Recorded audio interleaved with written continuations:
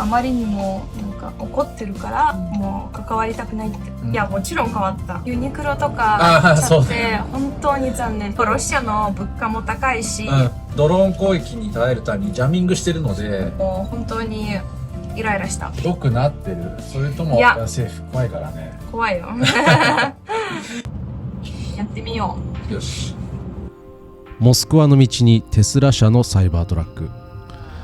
皆さんなかなかロシアにこのアメリカの電気自動車が走ってるってイメージされないと思うんですけれども、ここロシアでもこのテスラ社の車、それなりに需要あります。日本と同様でやはり富裕層のセカンドカーとして需要があるみたいですね。これがステータスシンボルということです。もちろん皆さんご案内の通り、ロシアは広大です。隣の大都市に行くために1日1000キロ走るっていうことは全くあり得る話ですよ。モスクワからサンクトまで約800キロですからね。ですのでそういう中で電気自動車っていうのは全く役に立たないわけです。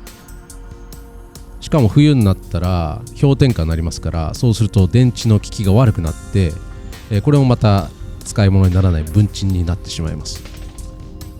というわけで電気自動車はロシアでは非常に使い物にならない部分があるんですけれども、もちろんモスクワの中で毎日通勤に使うとか街中で、普段通りに使う、そういうことであれば全く問題ないわけですので、そういった人たちのセカンドカーとして需要があると、そういうことだと思います。というわけで本題なんですけれども、今日たまたま私の知り合いが、レストランで遊びに来てくれて、でその子ロシア人なんですが日本語を話せるんですよ。で今のこの環境の中で、どのように変化が生じたか、そしてどのように感じているかっていうのをちょっと軽くインタビューしてみたので、皆さんの参考に、聞いていただければなと思います。う。みんなこんにちは。もう撮ってるんだ。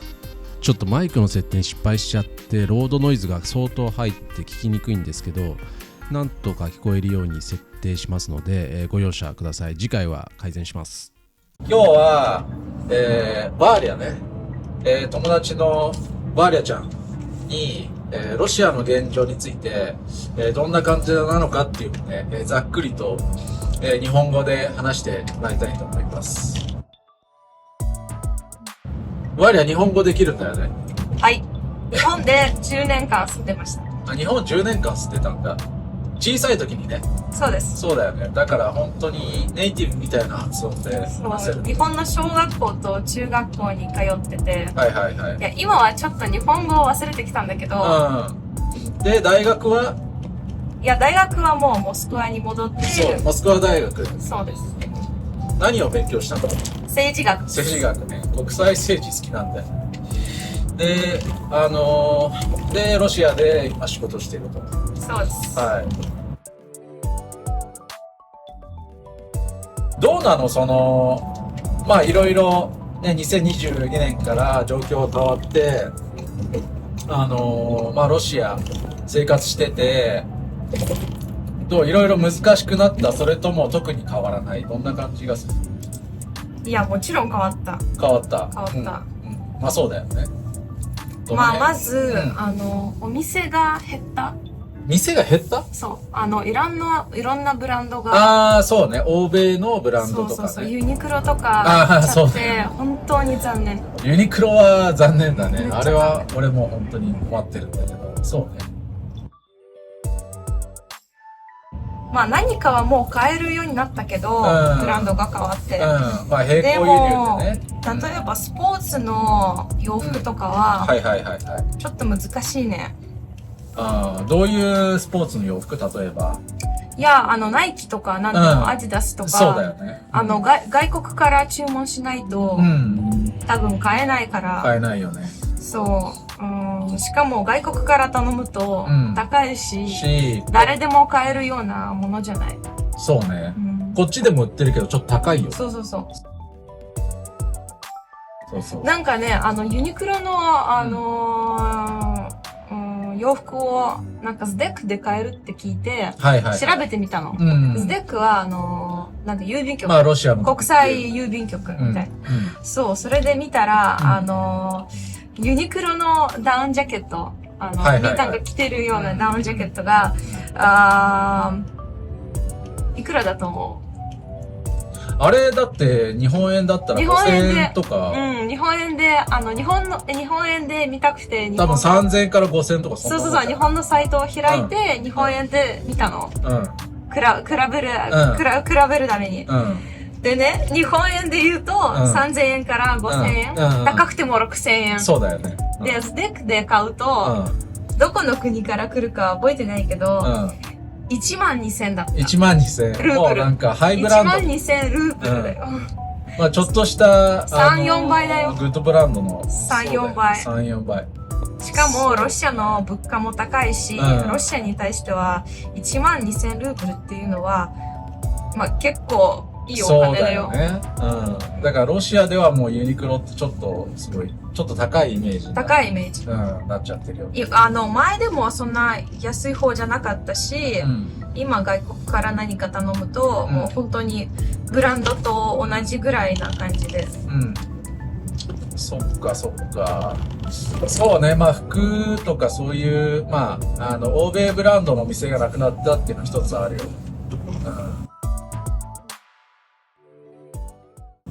他はなんか変わったことは全体的に？他は、まあ、ゲオロケーションが使えないっていうのがすごく。ゲオロケーション、ゲオロカーツィア、これは、ジオロケーションのことね。GPS が、モスクワでは、ドローン攻撃に耐えるためにジャミングしてるので、あんまり効かないんですよ。そう。だからね、今もこうナビゲーションやってるけど、うまく、できない。ムカつく。それはそうだよね。別に車じゃなくても、そう。ね、私もレンタカーを取った時に、あんま運転しないから道路もわかんないし、ナビがまた狂っちゃって、どこに行ってるかわかんなくて、もう本当にイライラした。それはイライラするね。それはイライラする。あとね、インターネットも結構いろいろ使えないのあるよね。インターネット、そうだね。インターネット、インスタ使えないし、Facebook も使えないから、VPN なしでは開けないの。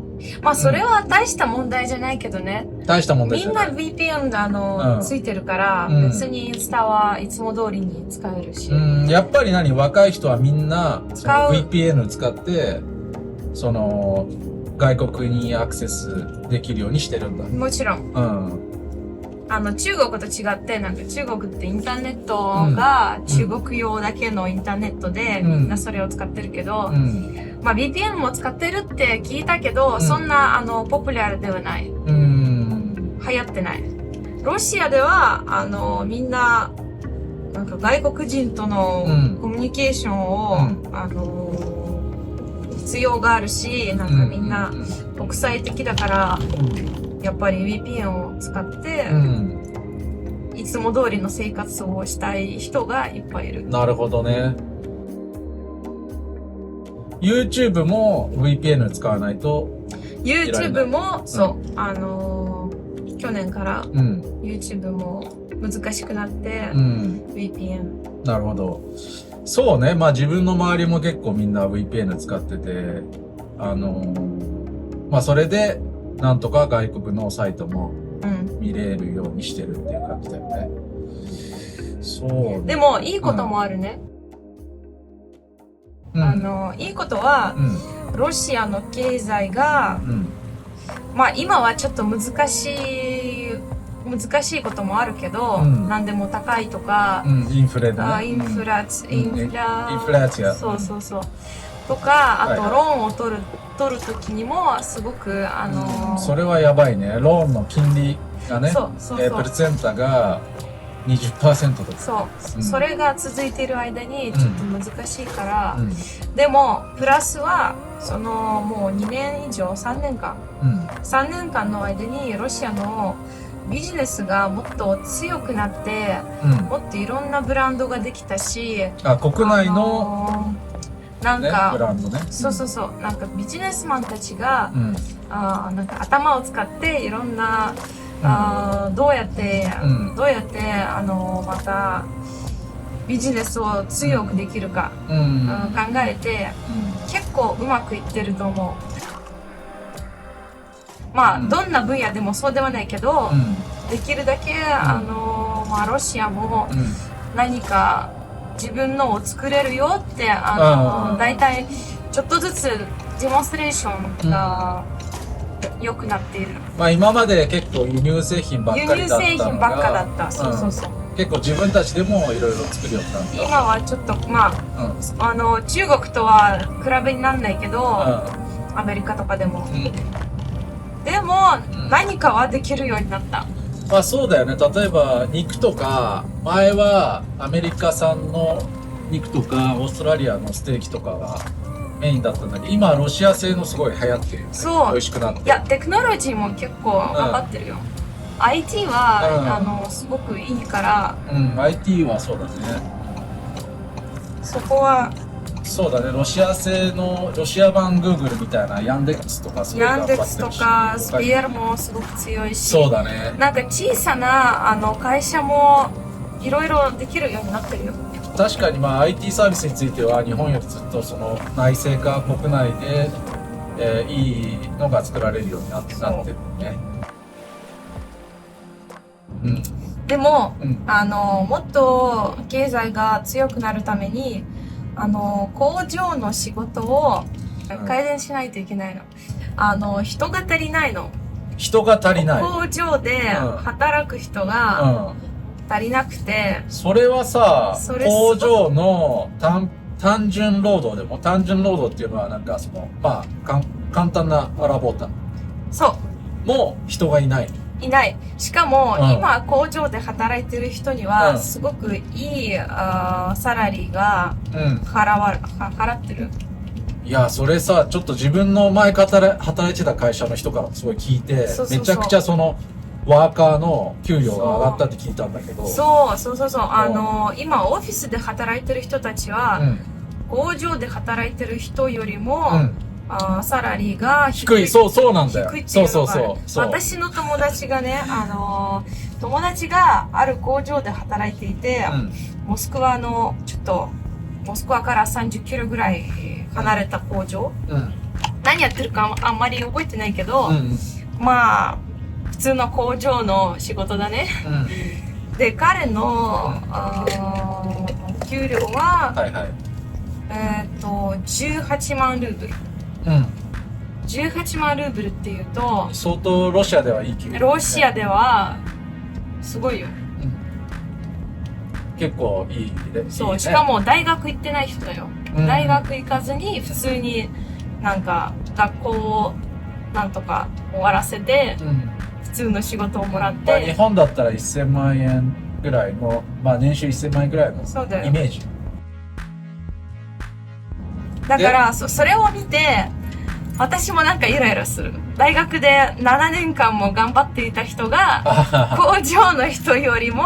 その人工場で働いてそんなにもらってる？そう。普通の工場の人。普通の工場の人で、それは結構特殊なスキルの工場。いや、なんか、ちょっと待って、忘れたっていうか。それはかなりもらってる方だと思うけど、それでも、確かに、結構ね、ワーカーの賃金が前に比べて高くなったっていう話は聞く。配管工？配管工？マリオじゃん。スーパーマリオ。スーパーマリオ。でも多分結構技術のある。いや、技術はもちろんあるよ。何もできないっていう話じゃないけど。まあ、とにかく大学行ってない人がそういう大きいお金をもらってて、オフィスの人たちはそんなにはもらっている人があんまりない。まあね、これは世界的にもじゃあ、ね、大学の学歴と収入っていうのはあんま関係なくなってはきているんだけれども、まあそういうところね。ってことは、今そのロシアでは人材不足で、仕事は結構簡単に見つけられるってこと？もちろん。そうなんだ。だってこれ世界的な動きなんだね。日本でもどっちかというとそうだ。そうだね。だって90年代に生まれた人たち、私の友達と私も、全然生まれてないじゃん、あの時は。ソ連が破壊して、人が少なくて、で私たちが今就職する時代には、それがすごく問題になって、会社が多くて仕事が多くて、経済もまあなんとか強くしてきてるのに、働く人が少ない。そうなんだ。じゃあ仕事も見つけやすいし、給料も上がりやすいんじゃない？そうだね。まあなんか仕事が気に入らなかったら簡単に変えられるし、もうちょっと給料が高い仕事を見つけるのもそんなには難しくない。まあ 100% にできるとは言わないけど、前と比べてそんなに難しくない。そっかそっか。これはまあ今のこの政治関係とかいうよりも世代間の違いみたいな感じかな。日本でもロシアでも同じような感じ。なるほどね。そうなんだ。じゃあ仕事は見つけるのはそんな難しくないと。でもどう生活はどうかな。まあなかなか比べるの難しいと思うけど、良くなってる？それとも特に変わらない？物価がすごく高くなって、ね、すごい高くなってるね。外国に行けないぐらい、まあ普通の給料を比べて、でチケットを見ると、とても無理、いけない、難しい、食べ物も高いし、あとアパートを買うことはできないし、すごく高い。まあそうだよね。今不動産、このネザビジモスの不動産投資がすごい進んでて、すごいどんどん高くなってるんだよね。そう、今はもうありえないぐらいような価格になっちゃって、普通の人は、アパートを買えないの。それはさ、やっぱり軍とか、軍事産業とか兵隊の方にすごいお金がいってるから、その人たちが買ってる。まあそれもそうだけど、もう一つはなんて言うんだろう、льготная ипотека。ちょっと見る。それ聞いたことあるな、その話。ローンを取るとき、パーセントがあるでしょ。その金利。金利。その金利が、льготная ипотекаっていうのは、買うんだったら安くしてくれるんだよ。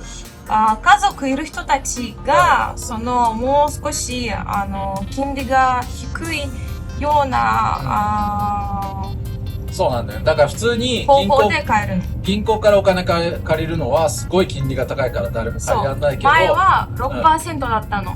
もし子供がいる人が、家族がローンを取ると、金利が 6%。今は金利が 26%。銀行金利がね、めちゃくちゃ高い。いや、家族用にはまあ 6% あるんだけど、で、どうしてそういう問題になったか。家族がいる人たち、そのローンを 6% で取ることができて、で、ローンを取りすぎて、アパートを買いすぎて、アパートが少なくなったの。その家族がいる人たちがその特別な政府ローンを取りすぎて、でバンバンアパートを買ったと。そう、アパートが足りなくなって、残ったアパートが高くなったの。さらに経済もすごく難しい状態になって、ローンの金利が上がって、で今は 26% っていうと、それって1年でしょ。いやもうやばいよ。全部のお金から 26% じゃなくて、1年が 26%。だからアパートを買うと結局4倍とか払う。4倍とか払う。まあ例えば、アパートが1年で 24%。10ミリオンルーブルというと、結局ローンが終わるときに40ミリオンルーブルを払った。だから4分の3がうん全部銀行がもらっちゃう。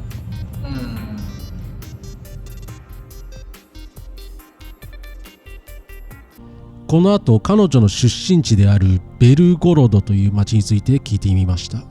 ベルゴロドというのはウクライナの大きな町ハルキウの反対側にある国境の町になります。2時間に1回シリアなサイレンが鳴らうし、はい、そう、あともしそのサイレンの時に、タクシーかバスにいるなら、止まって出て、近くにあるシェルター、シェルター、防空壕、そう、防空壕を探して、そこで待つ。そうなんだ。また音声切れちゃって申し訳ないです。今度はモスクワに対するドローン攻撃があった時のことを聞いてみました。ドローン攻撃、戦争始まってから最大のドローン攻撃があったっていう話を聞いたんだけど、モスクワにいてやっぱり怖いと感じる？いや、モスクワは大丈夫。怖いとは感じないけど、でも、なんて言うんだろう。ベルゴロドに住んでる人は、本当にそのことで悩んでて困ってて、人が死んでるし、危ないし、精神的にも難しいし、他の町に住んでいる人たちは、そういう状態わかんないから、会ったことないから、あんまりそういうことについて何も知らないし、興味もないし、それについてあまり気にしない。あんまり気にしない。まあそうだよね。全然思わない。ニュースも最近戦争についてのニュースは、あんま誰も読まない。そうなんだ。もう本当に飽きた。その辺聞きたかったんだけど、この軍事作戦というか戦争の話は結構テレビでもやってる？もちろん、毎日やってるけど、私はテレビ見ない人だから、何やってるかはっきりわかんないけど、とにかく、大体わかるものじゃん。大体同じこと言ってるし。どういう話してるの？大体ロシアは強いですよ。これからアメリカの政治が変わるから何でも変わりますよって。そうだよね。あとは先日のじゃあそのドローン攻撃の話とか、ロシアが攻撃されてますみたいなそういう話はあるかな？あるけど、全部メディアには出ない。そうだよね。そう。全部がメディアに出てたら心配しちゃう。もうあまりにもみんな心配しちゃってダメだね。だからそのメディアに言われない時は、ベルゴロドに住んでる人たちが、本当に残念だって思ってる。私たちは苦しんでいるのに、なんでそれをメディアに伝えないの？なんでもっと軍隊の人を増えないのって、そっちの戦闘してるエリアの人はそう思ってる、ね。そうそう。すごく困ってる。あなたたちは自分の町で住んでて全然戦争に関わらない人たちで、幸せな人生を暮らし続けてるのに、私たちはこの3つの町ですごく思いをしてる。なるほどね。それはそう思っちゃうだろうね。なるほど。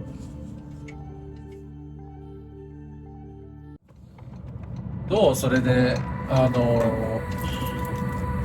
結構国際社会からはというか特に西側からはすごい批判されてるわけだけど、外国人とかと会って、どんな感じの人間関係とか難しくなったりとかしてる？いや、あんまり変わってないと思う。メディアではいろんなことを見ることができるけど、普通の人が外国人と会ったら、全然ネガティブはないよ。そうだよ。それは政治だってみんな分かってる。そうだね。政治は政治、人関係はいつも通りの関係で。それはそうだね。俺も日本にいてロシアにいるって言って変な目で見られたりとか普通にしない。普通にはしない。いや、外国人は全然大丈夫。だけど、ウクライナ人だったら、ウクライナ人の方が、なんか、ロシア人と関わりたくないっていう。ああ、まあ、それはそうだろうね。そうね。それはそうだ。だから、ウクライナ人とは、まあ、難しい時が多い。まあ、そうだ。親戚の中でも、家族の中でも、ウクライナの方が、もう、電話してこないでくださいっていうのが、親戚でもなるほど。本当にもう友達、親戚、誰でも、すごいいっぱいいろんな人が喧嘩しちゃって、で、私が聞いたことについては、全部、ウクライナ人が、そういうことを言ってきた。ロシア人じゃなくて、ロシア人はみんな仲良くしましょう。政治は政治だって言って、でもウクライナ人は、あまりにもなんか怒ってるから、そうだよね。自分の親戚でも、友達でも、みんなさよならをして、もう関わりたくないって。バーリャもじゃあ親戚、ね、ウクライナいるからやっぱりそういう状況。いやでも私の親戚はウクライナの、東の方だから、ロシア系の人だから、私には、私の家族ではそういう問題がないけど、多くのロシア人が、ウクライナに親戚がいるの。本当に多くの人たち。まあ多分、50% ぐらいはいるんじゃない？そうだよね。なんかベラルーシと違って、なんかベラルーシとは親戚あんまりないね。なんかあんまり。多分、そうだね。ウクライナの方がよく。ウクライナとは本当に多くて、50% ぐらい。どんな人でもウクライナ人の親戚が一人でもいるような気がする。そうかもしれない。多いよね。しかも、このセントラルなロシア、中央ロシアだけじゃなくても、シベリアでも、まあそうだね。ハバラフスクの方でも、誰でもウクライナ人の親戚がいる。そうだね。まあソ連時代に結構ウクライナ人があっちに住んだりとかしてたんで。そうか。で、今は、でもやっぱり、この、戦いのせいで、いろいろ経済的にも難しくなったりしてるわけじゃん。みんなは、もうそろそろやめにしてとか、もうそろそろ疲れたみたいに思ってる。なんかメディアではそういうことを書けないけど、あんまり何でも厳しくなっているから、なんか怖がってる人もいるし、でも自分たちの、話では、みんな本当に飽きて、それを早く終わらせてほしい。まあでもあれでしょ、言えないよね、それは。言えない。そうだよね。そうだよね。やめてって言ってもね、ロシア政府怖いからね。怖いよ。まあそういう何言われるかわかんないし。何言うかわかんないからね。みんな黙ってる。そうだよね。だからまあ自分の生活とか、自分の生活に集中するみたいな。そう。本当に自分の生活になんか前よりももっとみんな集中して、まあしかも人生が難しくなったから、いろんな困っていることも多くなったから、自分の人生に集中して、みんなこの国でよく生きられるように頑張ってる。なるほ